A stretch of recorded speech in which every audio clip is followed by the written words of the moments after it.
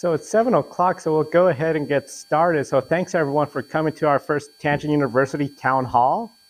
We do have the meeting being recorded on the camera there, and I got a little lapel microphone, so that way we could post this online for everyone to watch on YouTube and our Facebook page, because we're hoping people will reference this information throughout the election cycle leading up to the election. Now, one of the things is the first time we've done a town hall before. So some of the little basics of how it works. Essentially what we're going to do, we'll be presented all the information about the upcoming election and the ballot measures. Then at the end, we're going to have a Q&A session. So if you have any questions, please try to save them towards the end. So that way as we create the chapters of the introduction, elected official, transportation system plan, and ballot measures, we could then have a section for Q&A towards the end. One of the big things when it comes to this election is our 2026 municipal election. So all registered voters will be getting a ballot through the mail. On our website, tangentor.gov, we have a city update page, and on that city update page, you will find the 2026 election information. It has information on how to register to vote through the State of Oregon Secretary of State.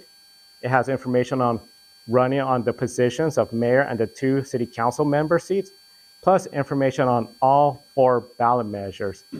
Part of the reason why we have a high number of ballot measures is because our development code, we cannot update as a city council or planning commission. It has to go through the voters. We double check with our city attorney as well about any additional options into getting certain items like the transportation system plan or urban reserve analysis updated, but it just all has to go through the voters according to our city attorney. So one of the big things, election day is November 3rd. There was recently a court case where it said that any mailed items postmarked on November 3rd will be counted. I'm encouraging everyone still to just follow the news just in case that changed, but I think that will be final. As we follow more information and get more clarity, we'll post that on the city update website as well. So one of the big things with our elected officials, we are a home rule city. That means we have an elected body of the mayor and 4 council members, the mayor, so 5 total. The big thing is when it comes to these positions, they're volunteer, so nobody gets any compensation or anything, but some of the requirements is pretty big. You're looking at approving the budget every year, so that's 1 budget meeting minimum. When it comes to our elected officials as well, they have different terms. Our mayor is a 2-year term, and our city councilors are a 4-year term. They'll monitor the budget annually, and some of the basic duties include coming to our city council meetings every month. Currently, they're the 2nd Monday of each month with 6:30 p.m. on every other month and 7 o'clock p.m. on the different months where we do not have a work session. So for a good example, July, 2 weeks from now, we will have a work session, so we'll start at 6:30 p.m. But then in August, our meeting will start at 7 o'clock p.m. because we do not have a work session. For the mayor, it's a 2-year term. There's no term limits here in the city of Tangent, so it's 2 years, and one of the big things is when it comes to the mayor, they have limited executive authority. We have a city council manager form of government, so there's the city manager, myself, and the mayor. One of the big things with the mayors, they sign on behalf of the city. So this includes proclamations, which the mayors could approve by themselves. Any contracts are awarded, the mayor has the authority, or any agreements, whether it's with a business, another city, or additional documents or checks for the city. No council member has that authority to do that, and they work directly with the city manager and the staff, which is our finance director. Occasionally, they'll work with our independent contractors. Since we don't have property taxes here, we rely on a lot of independent contractors from our city attorney, city planner, code compliance, city engineer. We have a lot in public works is another one. So it's a lot of responsibilities for the mayor, but one of the big things for the mayor and the city council is generally I'm available to guide them as they have questions, and that leads to the next 2 positions that'll be up. City council seats. Seat number 3 and 4 are available. They are a 4-year term. They have legislative authority when they are together at a quorum. What does that mean? That means that as an individual, they do not have authority like the mayor. An independent person, as a city councilor, on their own cannot say, I need to see this because I'm a city councilor, or I'm a city councilor, I could approve this. They do that at a meeting where they have a quorum at a publicly noticed meeting as well too. So all their authority comes through there. You cannot on your own, but as a group, that's where you have the authority to make decisions. One of the big things is, of course, attending the 12 regular council meetings and budget meetings. We also have opportunities to attend different trainings and then conferences as well, where they're really something I encourage our council members. I think out of our 5 council members, I think all but one has attended at least a League of Oregon Cities or the Oregon Mayors Association conference during my tenure here. It's really something where it just helps when it comes to working with city staff and understanding everything that we're all working on together as a city.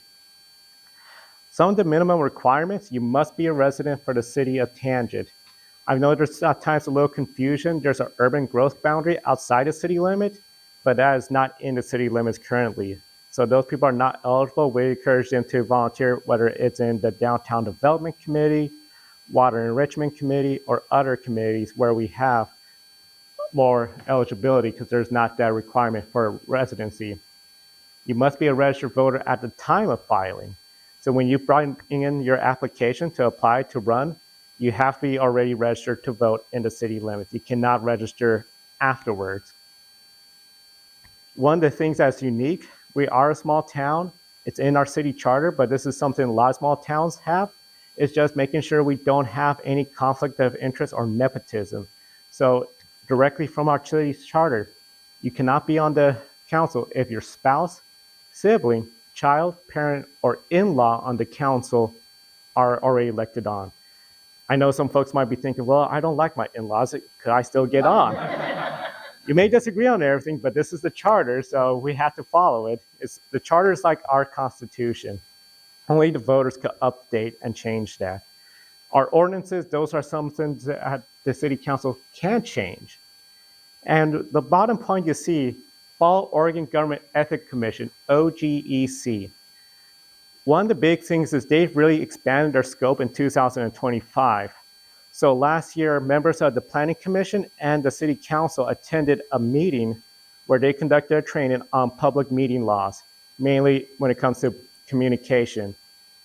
If you're on the City Council or the Planning Commission or even the Budget Committee, I encourage you to try to avoid having a situation where you're on an email talking about city business.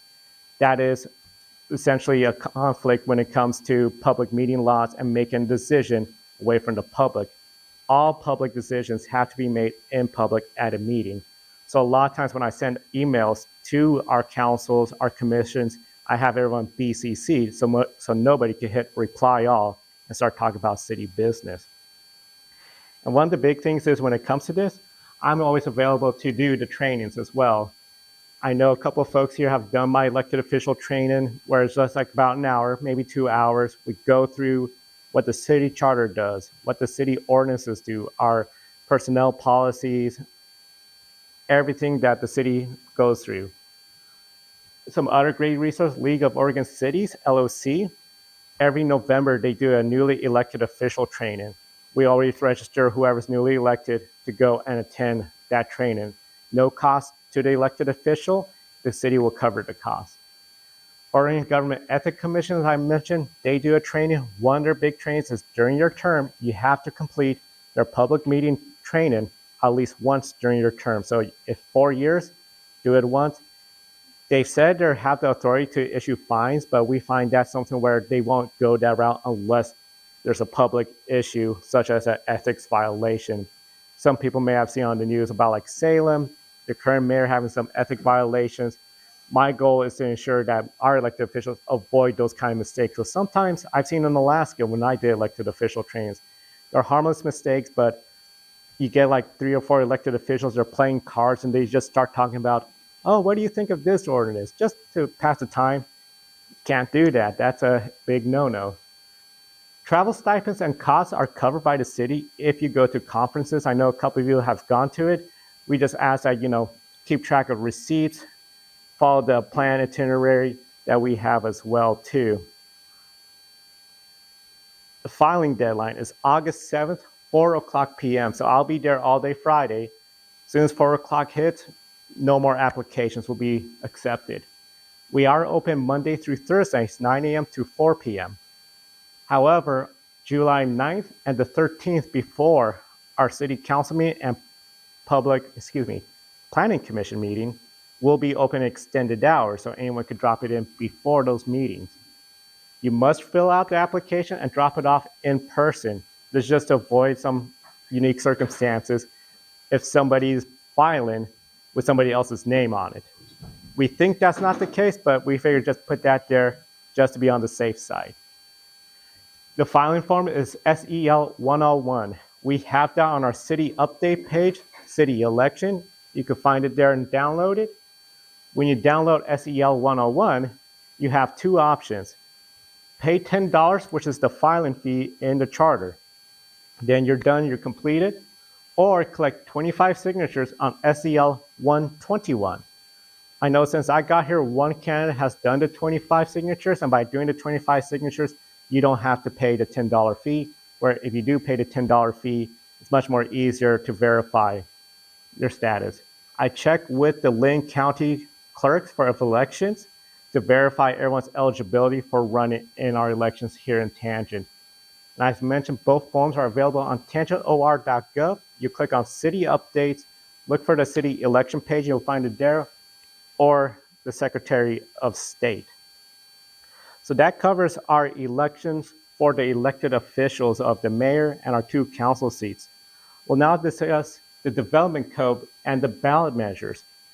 Tangent has a unique development code rule. Traditionally, city councils, planning commissions could go ahead and make those updates as needed. However, starting in 2011, that law changed when the voters made it where only the voters could approve such changes. So this makes it where last year we tried to, in the election, ask the voters, will they allow the city the opportunity to have this authority back? And by 60%, the answer was no, we did not. So what we're doing is we're going to individually, throughout the next few elections, find the items we need to update, any items that we want to update, and then put them on the ballot. We try to limit it to 4 or less, just because if you have too many, the concern will be people will just not be informed of everything and just vote no, no, no, no, no. So we try to limit it down to 4. Each measure is going to cover a separate section. So you're not going to exactly have one that's going to cover an entire. So we can't do anything like, oh, can we just update this one section and then implies all of it. No, each one's going to be for a different part, and a majority vote is required. So just like how for our elected officials, a majority vote is required to approve such a change, same for the ballot measures. So we'll start off with the first one, and that is our transportation system plan. I know several of you in the room have volunteered and were part of the transportation system plan process. Our transportation system plan is way overdue. It should be updated every 10 years. It's about 15 years old. It's going to turn 16 years old. One of the big things that's very key of having a TSP plan that's up to date is, especially in case of a natural disaster and we have to rebuild the roads using FEMA money, they're going to use our transportation system plan for reference. So we have requirements from, in this case, 11 years ago, 2010. They're going to be looking at, okay, what's the standard 2010 compared to if we have a higher standard in 2026 that's more updated. It also gives us the opportunity to go for more grants, including like bike pedestrian infrastructure. And the reason why we got this done is because we got a grant from ODOT a couple of years ago, and Kittleson and Associates conducted several town halls, including town hall meetings with business owners, the HOAs, residents, even the truck and freight companies that call Tangent home to get their input of what do they want to see in a transportation system plan, what do they not want to see in a transportation system plan. The consensus and the feedback were all taken, and we have Russ here from Kittleson, and he'll talk a little bit about some of the transportation plan as well too. So one of the big things is with this TSP, we're going to be encouraging voters that, hey, take the time, it's on our website, check out the transportation system plan, get informed, and just ask your neighbors, especially if they were involved where they volunteered through the HOA meeting the trucking meeting or the residential meeting that we've had here. And overall, it'll be something where we could then hopefully get up-to-date infrastructure, including safe routes to school, potentially look at improving the school routes for children here at Tangent Elementary School. I'll let Russ introduce himself and then tell you a little bit more about it. Thanks, Joe. Hi, everybody. It's good to see some familiar faces here. So yeah, I'm Russ Doubleday with Kittleson. Was the project manager on the consultant side for the city's transportation system plan update. I'll keep this brief, and Joe did a good job of covering this, so I'll just hit on a couple items here. Again, a TSP is a 20-year forward look at transportation needs within a city, a county, a community. And so we've really tried to do our best to identify what are the needs you have now, what are the needs you have 10, 20 years from now, identify those issues, those needs, those concerns, and put those in a plan that then can be addressed. Joe did a good job of highlighting this as well, but we've really done a lot of work in and around the community. We've obviously been meeting with Joe fairly regularly as the city's representative. We've had several advisory committee meetings with really a cross-section of people within the community who work in the community, represent the community. A handful of open houses, focus group meetings with freight interests with some of the HOAs, and just, outreach opportunities to myself and to Joe for interested and concerned citizens. I think the last thing I will say is that an adoption of a TSP does not obligate the city to spend a single penny on anything. What it does do is it creates a list of projects that the city could pursue, that the city could seek grants from, say, ODOT or from Lynn County or from the federal government. It opens up opportunities for additional funding to help with transportation issues that do not necessarily need to come from the city or city funds. And I think that's about everything. I'm happy to take questions at the end. That's the transportation system plan, essentially. That's one of the big items that will be on this election. And as I mentioned, it sort of modernizes the road standards. It's available online, so you go to, again, tangentor.gov, city updates, find the city election page. You'll find it there, and then we'll have it on the city council packet for next week when it goes up. Because this week, the planning commission will be meeting up to go over the ballot measures that we're going to be talking about next, recommend those for the council. But then at the council meeting on July 13th, the transportation system plan will be presented there.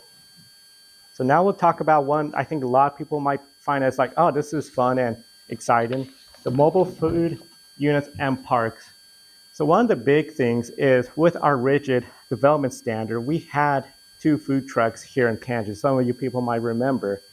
Unfortunately, what happened is they had to go through the entire process of a site plan review. It was a costly expenditure. And then you have a situation where when one food truck left, the site was already developed. The next one was able to just come in, pop up, and they were open for business. So what we want to do is something more streamlined for them. So Jamie will be talking about that. She is our planner from Brand Planning Land Use, about establishing an application process. So rather than the full land use application, we have a streamlined application, check a few boxes, and they could be good to go. Mobile food parks will be a conditional use requirement in the residential multifamily 6 and HCI, which is highway commercial industrial. So that includes the north side of town. That's mainly highway commercial industrial, community commercial along 99E. It also defines a mobile food park as 5 or more. So right now, hypothetically, somebody had submitted a site plan review with 3 or 4. That's not a mobile food park. But once we get to 5, then we can say, okay, and then they have to go through a land use process. One of the big things, and I'm glad Russ had brought up about how with the TSP plan, there's no obligation for the city to spend money. With approval of this, there is no direct cost to businesses or residents. The main thing is when it comes to mobile food vendors, rather than spending a lot of money for going through the rigid site plan reviews and everything, they may spend a lot less money going through an application with a smaller check for that fee to be covered. So that covers the mobile food unit parks. And Jamie, if you like, well, welcome to come up. So let's see. Good evening, everyone. For those of you who don't know me, my name is Jamie Viveris with Brand Land Use, and we are the contracted city planner for the city of Tangent. So as Joe touched on, I'll just go into a little more detail about the proposed amendments so you are aware of what they include. They will establish regulations within the city to regulate the mobile food units in parks, which can provide opportunities for small-scale business opportunities, create unique establishments for eating and community gathering, and invigorate underutilized sites. These proposed amendments provide definitions for both mobile food units and food parks, establish separate application procedures for each, and create regulations on location and use standards. By definition, a mobile food unit is any trailer, cart, vehicle, wagon, or similar object which is used for the purpose of preparing, processing, and/or converting food to be sold to the ultimate consumer through a drive-in, drive-through, curbside, or walk-up service. A mobile food park, as Joe mentioned, consists of 5 or more mobile food units operating on the same legal parcel or lot. The proposed amendments would allow mobile food units as a permitted use within the RM6 and community commercial zoning districts, and mobile food parks would be a conditional use within RM6, community commercial, and the highway commercial industrial districts. So without looking at a zoning map in front of you, the community commercial zone is essentially along both sides of Highway 99 East to the south of Highway 34. The HCI zone is along both sides of Highway 99 East to the north of Highway 34. And RM6 is along the southern portion of Old Oak Drive, which includes the City Hall site and the school. And there's a small portion along the east side of Highway 99 East in between the HCI zoning districts. In addition to establishing where these uses may be located, the proposed regulations will establish operational standards intended to protect public health, safety, and welfare. This includes licensing requirements, operating hours, wastewater disposal, utility connections, maintenance, and parking. Further, the mobile food units will have a simple application process, which would just be a city form.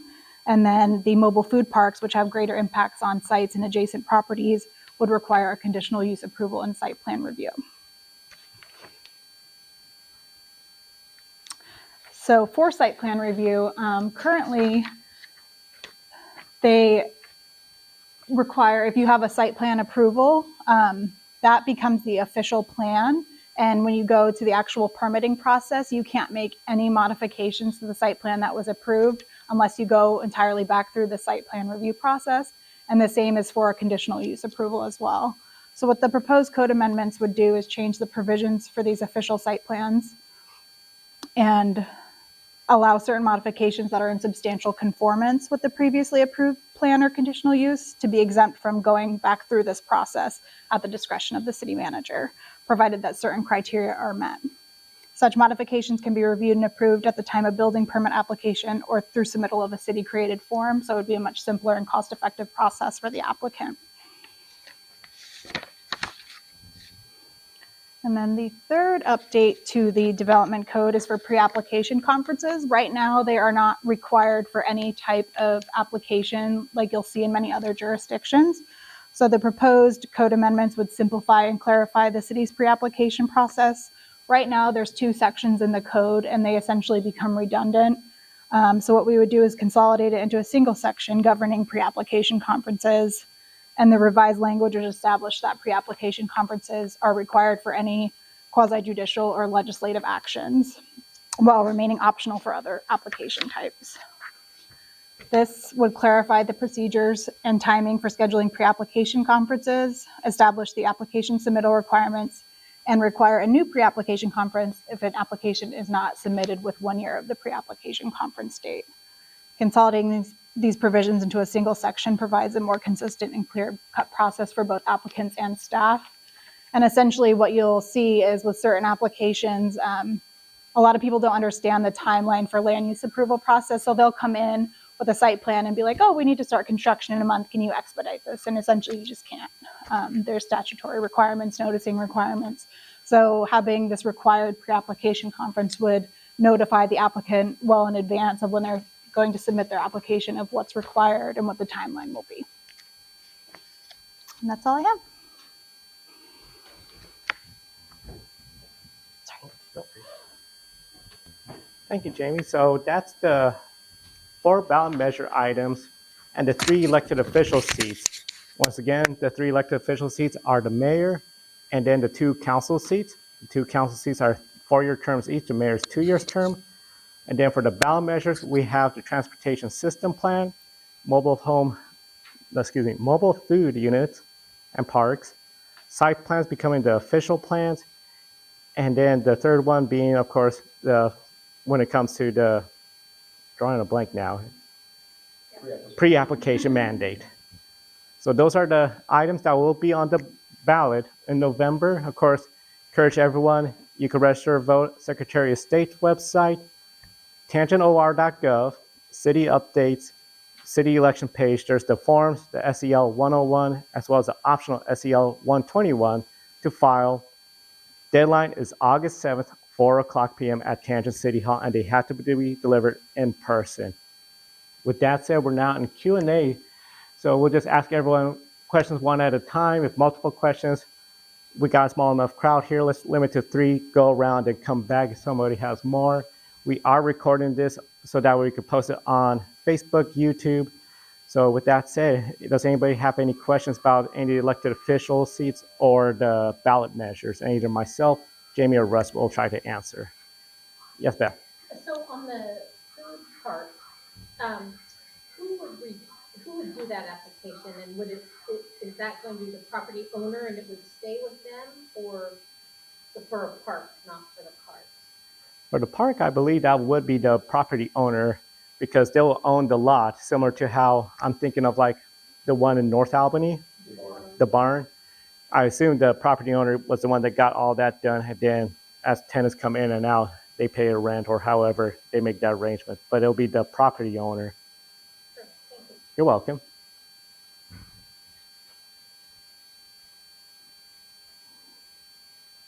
Other questions?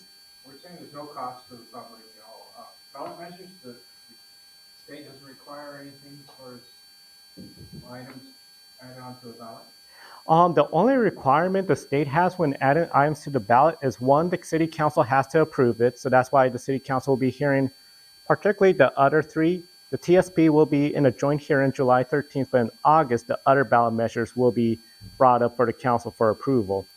That checks one of the requirements.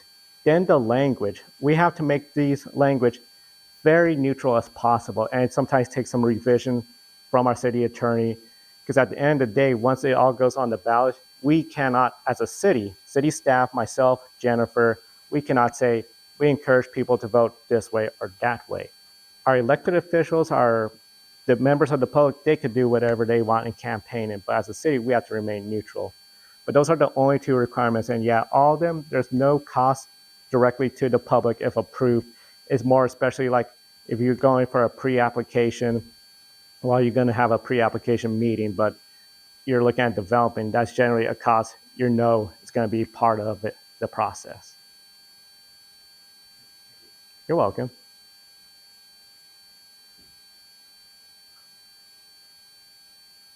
Any other questions? Yes? So the current, I don't want to say chart off everyone, the current plan, have anything about food trucks in it, or is it older than food trucks? It's older than food trucks. Okay. Um, So I know that like restaurant licensing and everything like that goes through the county. yes. What kind of requirements, I mean, I think some of this is related to that, but what kind of requirements is potentially having of them? Are there going to be any like fees or anything, because I know that sometimes it's not automatically the same as like a restaurant, so that is really good food. Mhm.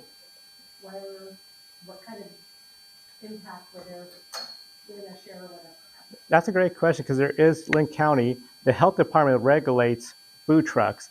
So like when we had the first the first 2 food trucks here, we had to make sure, okay, they're good with the county when it comes to their cleanliness, how they sort food and everything. So even one of them, or probably both of them, had like a mobile wash unit, if you recall, especially the one across from J&H at the time, mobile bath